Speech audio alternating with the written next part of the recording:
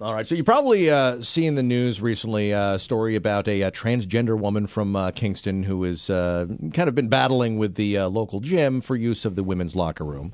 Her name is Candace Teetsel, and she's in the studio with us this morning. Good morning, Candace. Good morning. All right. So you're a transgender woman. Correct. And you've been a member of the gym for a while, right? I joined the gym back in, I believe it was 2013. Okay. And when you joined originally, there was no issue with any of these policies at all, or? No, I had, Holly and I had spoke. And Holly's the manager at the gym, Holly's the manager, right. She said to me, as long as there's no complaints, go ahead and use the women's locker room. Okay. Basically, all I did in the locker room was maybe store my purse and a couple other personal belongings in the locker and locked it so I didn't have to carry it around the gym. What is your feeling about what the complaints were, and do you think that they were founded at all? Do you think that the people that complained had something actual that they were complaining about, or do you think that they were just being intolerant? I think it was ignorance, and discomfort. And in most restrooms or locker rooms, you do have stalls. So, you really can't see what's under a person's clothing. You're just assuming.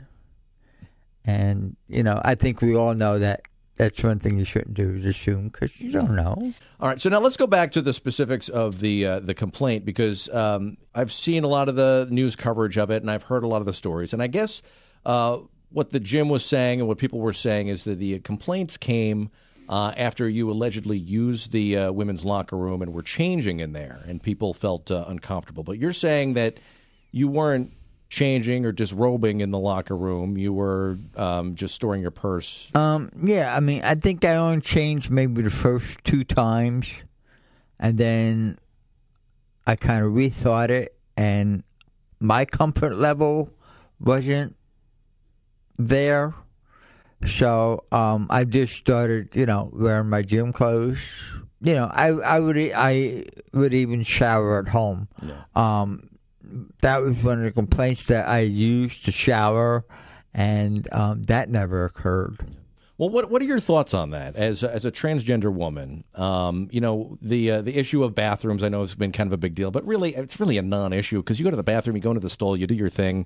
It's really nobody's business what's going on in there. Who cares? But a locker room, I think, is a different situation because you are in a communal situation and people are taking their clothes off. Mm-hmm. So I can kind of understand how people might be uncomfortable for someone who hasn't transitioned. Do you think that someone in your situation should be disrobing in a locker room? Absolutely not.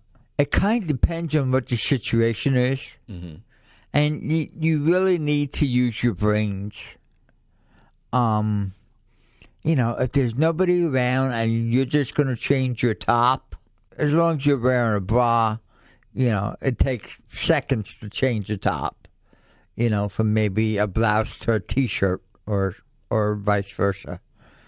But as far as changing below the waist, I wouldn't. Yeah.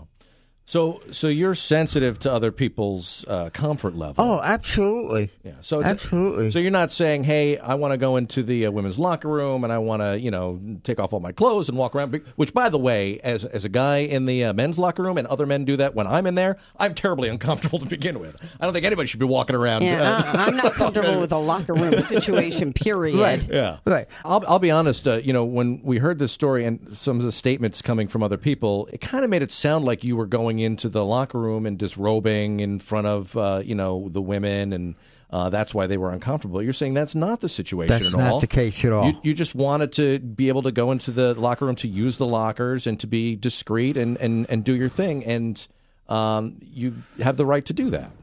Correct.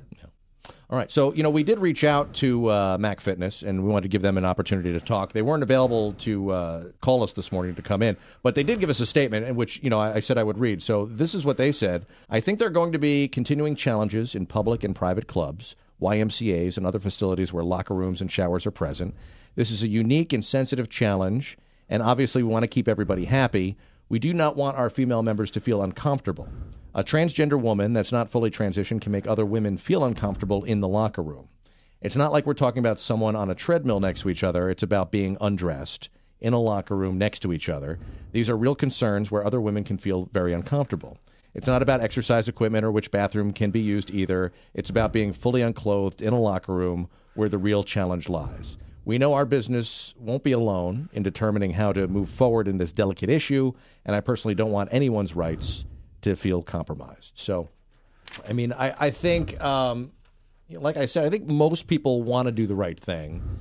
And I guess it's a tough situation. I guess I can kind of understand where the gym is at, where they would be in a tough situation where they have a lot of their members that are uncomfortable and complaining. But at the same time, your rights are extremely important. And if you're not doing anything that should make other people feel uncomfortable, where does that leave you? So, Candace, I appreciate it so much you coming in this morning. You're welcome. Thank you for having me.